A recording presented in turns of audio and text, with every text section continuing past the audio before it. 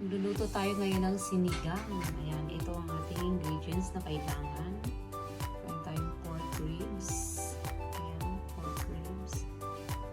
And, meron tayong sibuyas. Sibuyas. And, kamatis. Ayan. Tapos, ang ating gulay, meron tayong gabi. Tapos okra. Ito yung okra. And then optional kung gusto nyo lagyan ng shirataki mushroom. Ayan. Ito yung mushroom na white mushroom. Masarap kasi sa sinigang to. And then instead of kangkong, ayaw kasi ng asawa ko ng kangkong. Gusto niya yung tawag nito horinso. Ayan. And meron tayong talong. Okay. Tapos hindi ako gumagamit ng yung seasoning ng sinigang. Ang ginagawa kong pangsigang is ito, yung lemon. Ayan.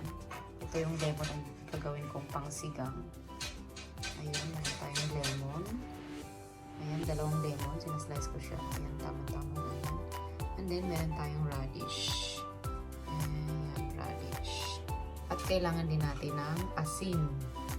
Kailangan natin ng asin. Ayan siya. Ayan yung mga ingredients natin na kakailanganin natin. Tapos, mamaya dagdagan na lang natin ang paminta to taste.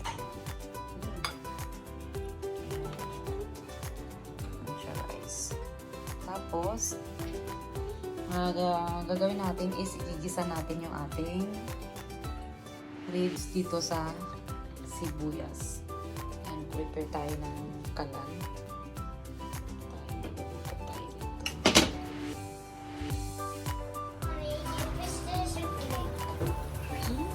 Oh no!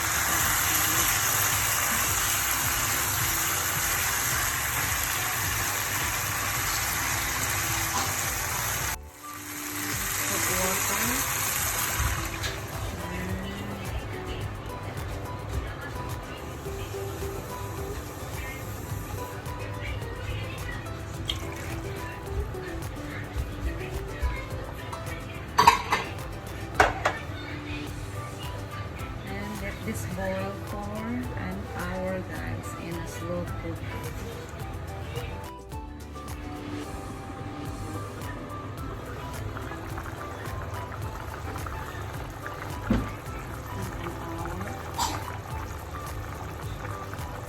Let's put the 1 spoon of salt.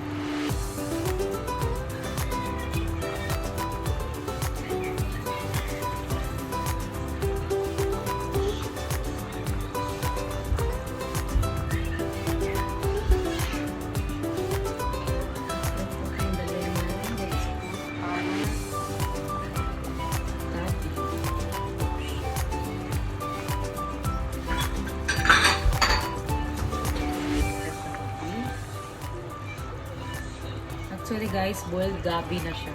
Para madali siyang maluto. Binoboiled na natin. And then, let's put our radish.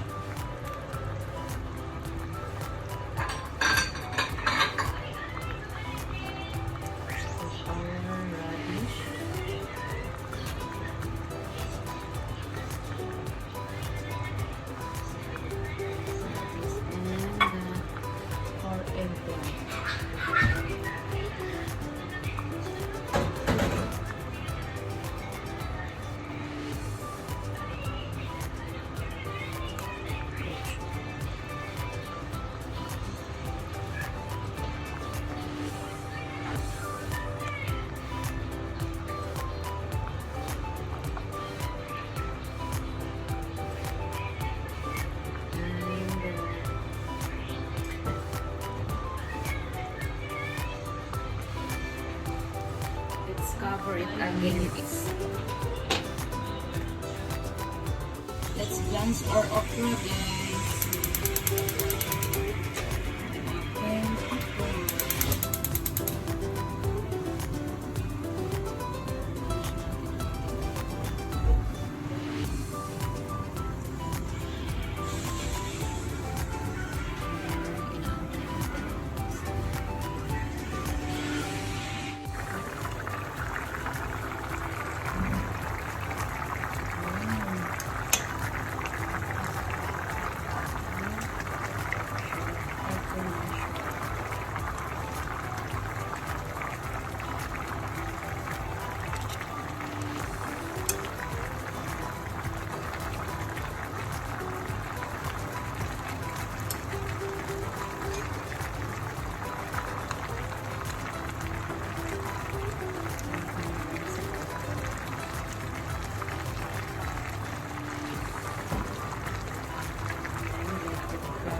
For 1 minute. And then here, let's blanch the okra. Blanch natin natin.